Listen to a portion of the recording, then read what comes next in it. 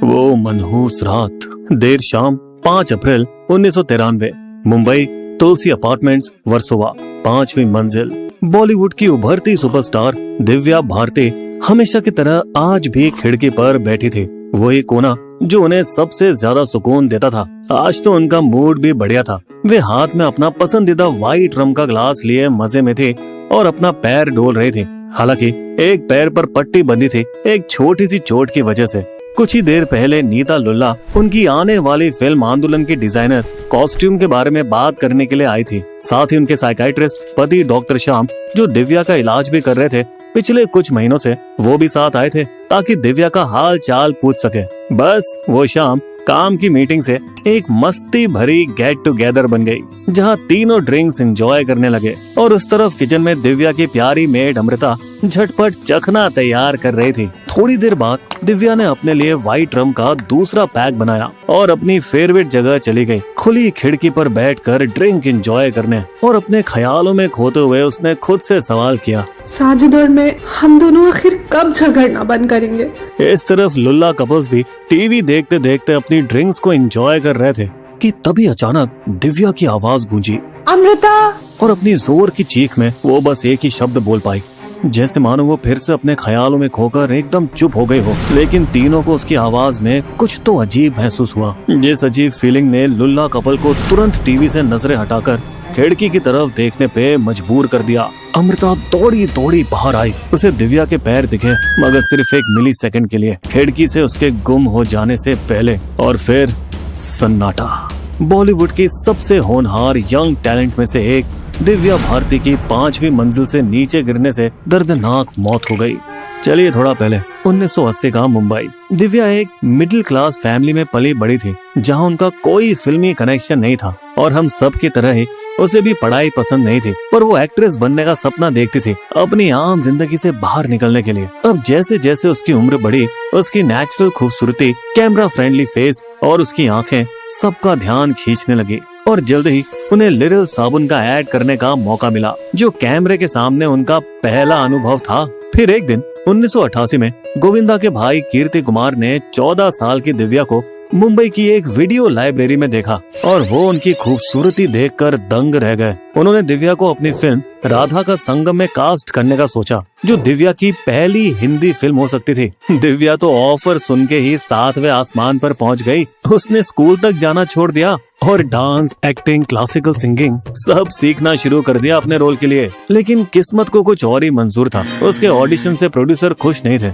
नहीं, बहुत छोटी लगती है, थोड़ी गोलू मोलू भी है। और वो खुद को ही नुकसान पहुंचाने लगी और बेरहमी से कलाई पर चोट मारने लगी। लेकिन उनकी माँ, जो हमेशा उनके साथ खड़ी रहती थी, वो उसे कश्मीर घुमाने ले गई ताकि दिव्या थोड़ा बेहतर महसूस कर सके। बेटा, बाहर वालों के लिए ये दुनिया बहुत कठोर है, मजबूत बनो, रास्ता खुद निकालो। और फिर जैसे ज्यादातर स्ट्रगलिंग एक्ट्रेसेस करते हैं, दिव्या भी साउथ चली गई और सिर्फ 16 साल की उम्र में उन्होंने वेंकटेश के साथ डेब्यू किया तेलुगु फिल्म बोबेली राजा में। और उसने खुद को साबित किया 14 तेलुगु फिल्मों के साथ, जिसमें असेंबली राउडी और राउडी अलुडू जैसी हिट्स भी शामिल थी। 2 साल की मेहनत लगी, पर साउथ के फेम ने आखिरकार उनका बॉलीवुड का रास्ता खोल दिया और उन्हें पहला ब्रेक मिला विश्व आत्मा में सनी देओल और संजय दत्त जैसे स्टार्स के साथ, जिसका गाना 7 समंदर पार आज भी लोगों की जुबान पर है। इसके बाद आई शोला और शबनम, दीवाना, जान से प्यारा, जो कि सारी बॉक्स ऑफिस पर हिट हुई, वो भी सिर्फ 1 साल के अंदर। ये एक बहुत ही बड़ी बात थी बाहर से आई छोटी उम्र की लड़की के लिए,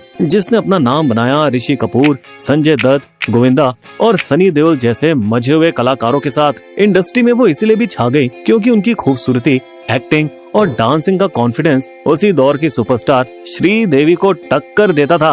वो पूरी तरह से प्रोफेशनल थी, इतनी तैयारी करके आती थी कि ज्यादातर शॉट पहले ही टेक में ओके हो जाते थे। जहां दूसरे एक्टर्स को डांस सीखने में कई दिन लगते थे, वे चंद घंटों में मास्टर कर लेती थी। फिर एक बार जब डायरेक्टर डेविड धवन ने बोला, दिव्या तुम्हें चंकी पांडे के साथ आंखें में कास्ट कर रहे हैं, बस तभी उन्होंने जोरदार नाराजगी दिखाई थी। नो वे, जरा उसका चेहरा तो देखो। लेकिन जो भी हो, दिव्या भारती ने बॉलीवुड में एंट्री मारी और 14 महीनों में 14 फिल्में साइन की और बन गई इंडस्ट्री की सबसे ज्यादा कमाने वाली एक्ट्रेसेस में से एक। ये किसी भी ड्रीम करियर से कम नहीं था, क्यों दोस्तों? लेकिन अब आगे बढ़ने से पहले दोस्तों मिलिए हमारे रोड साइड रोमियो से, जिसे फुल टाइम प्यार नहीं सिर्फ ट्रायल वर्जन से मतलब है। वो जो चैट में तो अवेलेबल होगा मगर इमोशनली नहीं। चाहिए उसे सिर्फ एक रात का सहारा, क्योंकि वो है क्यूट भी और कंफ्यूज भी। पर सवाल यहाँ ये है कि हर बार हम इनकी वही पुरानी घिसी पिटी लव स्टोरी का टिकट लेते क्यों हैं? जवाब आपको हैरान कर देगा दोस्तों। देखिए फॉलिंग फॉर फिल्म्स का लेटेस्ट वीडियो उस आशिक पे जिसे है आशिकी से नफरत, और शेयर करिए अपने दोस्तों के साथ, और हमें सब्सक्राइब करना तो बिल्कुल भी मत भूलिएगा। चलिए अब वापस चलते हैं वीडियो पर। लेकिन कैमरे के पीछे की कहानी कुछ और ही कह रही थी। जल्द ही मिली शोहरत और लगातार हो रही शूटिंग ने उन्हें एक दुख के जाल में घेर लिया। अक्सर वे एक ही दिन में 2 शहरों में शूटिंग करती थी, हैदराबाद में तेलुगु फिल्म और मुंबई में हिंदी फिल्म्स। और अब ऊपर से उनकी खुद को नुकसान पहुंचाने की आदतें भी लौटने लगी। उन्हें खतरनाक स्टंट के साथ कभी ऊंची इमारतों की छतों की मुंडेर पर चढ़ जाना, या कभी शूटिंग के दौरान खतरनाक खाइयों के ऊपर से छलांग लगाना, और ऐसी खतरनाक चीजों में उन्हें एक अजीब सा सुकून मिलने लगा। दोस्तों, जिस समय हम कॉलेज में घूमने फिरने मस्ती करने की सोचते थे, वो उस समय दिन रात काम कर रही थी, चाहे थकान हो या ना हो। वैसे आज जहां आलिया भट्ट खुलकर अपने ध्यान देने में दिक्कत और एंजाइटी के बारे में बात करते हैं, अब जब मुझे पता है तो इसे हैंडल करना आसान है। उस वक्त 30 साल पहले ये सारी मेंटल हेल्थ को कोई पूछता भी नहीं था। आजकल की लड़कियां भी ना बड़ी मैच्योर होती जा रही हैं, करने तो जैसा कर रही हैं। अब जिंदगी में बाहर आ रही थी जब शोला और शबनम के सेट पर प्रोड्यूसर साजिद नाडियावाला गोविंदा से मिलने आए, और जैसे ही गोविंदा ने दिव्या को उनसे मिलाया, साजिद तो बस दिव्या को देखते ही रह गए। धीरे धीरे मुलाकातें बढ़ती गईं और फिर दोनों को एक दूसरे से प्यार हो गया। साजिद, जो उम्र में बड़े थे, दिव्या का बहुत ध्यान रखते थे, और जब दिव्या बचकानी नाराजगी दिखाती थी तब भी वो उन्हें मनाना नहीं भूलते थे। लेकिन इसके साथ साथ टेंशन भी था, क्योंकि उनका ये रिश्ता घर वालों को जरा भी पसंद नहीं था। मुसलमान से शादी करके नाम खराब कर दे हमारा। अपने ही करियर पर कुल्हाड़ी मार रही है तू। इन सब के बावजूद दिव्या ने अपने दिल की सुनी, और अपने 18वें बर्थडे के सिर्फ 2 महीने बाद 10 मई 1992 को उसने साजिद से इस्लामिक रीति रिवाज से शादी कर ली, वो भी तुलसी अपार्टमेंट के 5वें मंजिल के उसी फ्लैट में। और उसी रात दिव्या ने इस्लाम भी कबूल कर लिया। अब मैं सना नादियावाला हूँ। और जब वो रात को घर नहीं लौटी तो उसके माता पिता घबरा गए। दोस्तों बता दें, ये वही दौर था जब मोबाइल फोन नहीं हुआ करते थे। लेकिन देर सवेर दिव्या घर वापस आ गई। अगले 4 महीनों तक उसने घर वालों से शादी छुपाई रखी, मगर ये छुपाने वाली बात उसे अंदर ही अंदर खाए जा रही थी। और उसी समय ये बात उसकी माँ को किसी और से पता चल गई। बस माँ बेटी का रिश्ता, जो बचपन से उसकी रीढ़ की हड्डी बनी हुई थी, उसमें दरारें आ गई।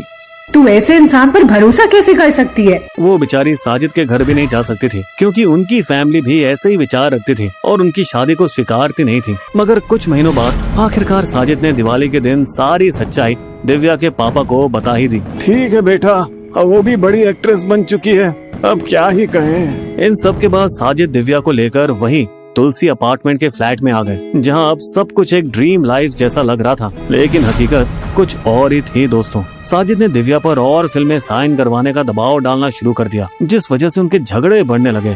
थक गई मैं, किससे प्यार किया, तुम बदल गए। इससे दिव्या का मेंटल बर्नआउट और बिगड़ता गया। दोस्तों, जरा उस दौर की हवा को भी समझिए। 1992-93 में मुंबई का वो सबसे हिंसक दौर था जब भयानक दंगे हो रहे थे, और उसी मार्च 1993 में डी कंपनी का भयानक मुंबई बम ब्लास्ट भी तो हुआ था। साथ ही अंडरवर्ल्ड का काला धन बॉलीवुड में बहना शुरू हो गया था। दोस्तों, ये वही टाइम था जब मंदाकिनी और ममता कुलकर्णी जैसी कई हीरोइनों को डॉन से रिश्ते होने की वजह से फिल्में मिली थी।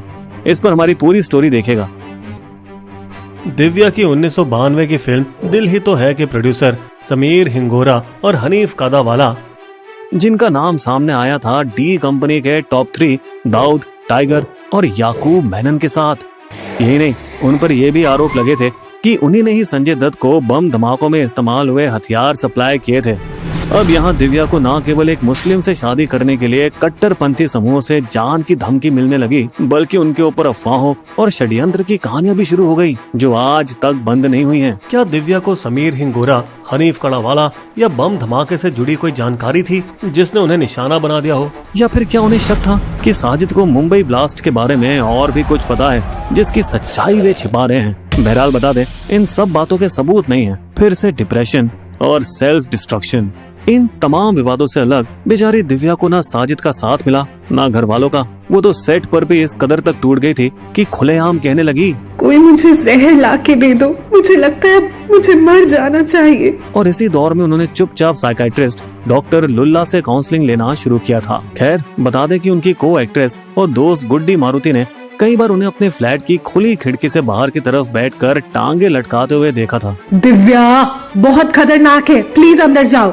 अब मौत से एक दिन पहले 4 अप्रैल को गुड्डी मारुति की बर्थडे पार्टी में दिव्या बाहर से तो खुश दिख रही थी, मगर पर्दे के पीछे उसके दोस्त कुछ और ही बता रहे थे।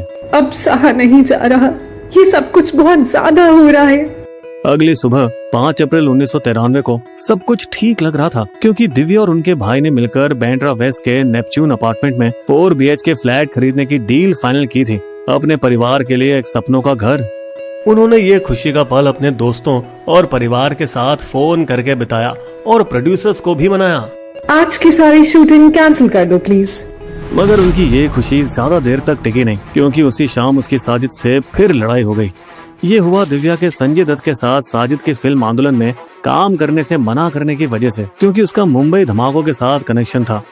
और साथ ही साजिद के दोस्त हिंगोरा और कड़ावाला के मुद्दे पर भी लड़ाई हुई, जो कि धमाके से जुड़े हुए थे।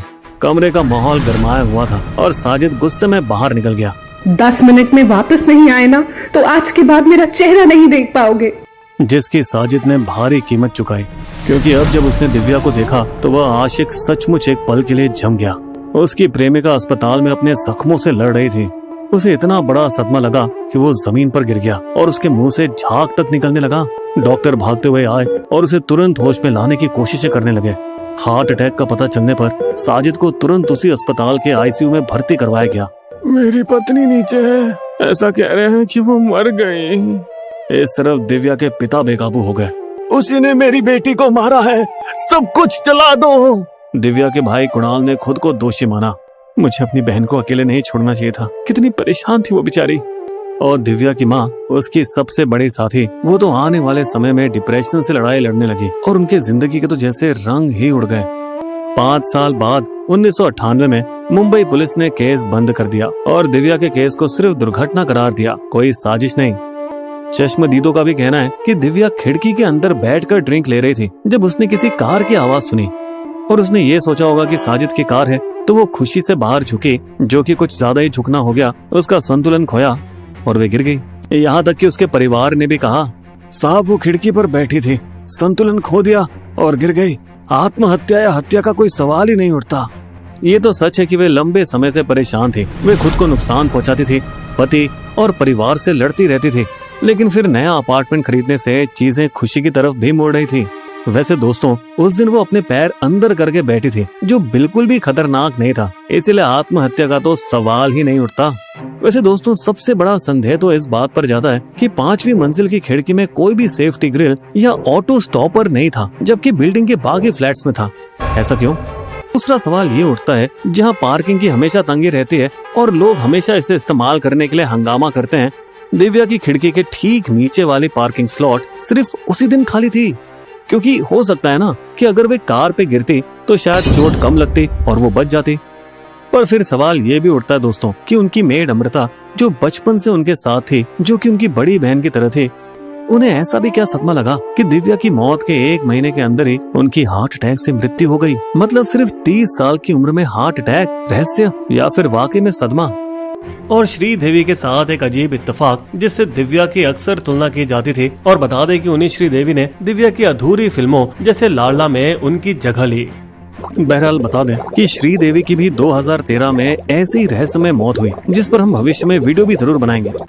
दिव्या के फैंस आज भी शोक मनाते हैं और परेशान होते हैं। खैर, लगता नहीं कि इस रहस्यमय मौत का कभी समाधान होगा। तो दोस्तों, ये थी बॉलीवुड की उभरती सितारा की दुखद मौत की दुखद कहानी। बिस्बो की शायरी। अनसुलझे कई राज दबे हैं फिल्मों की इस दुनिया में। दिव्या ने क्या खोया पाया चकाचौंध की दुनिया में।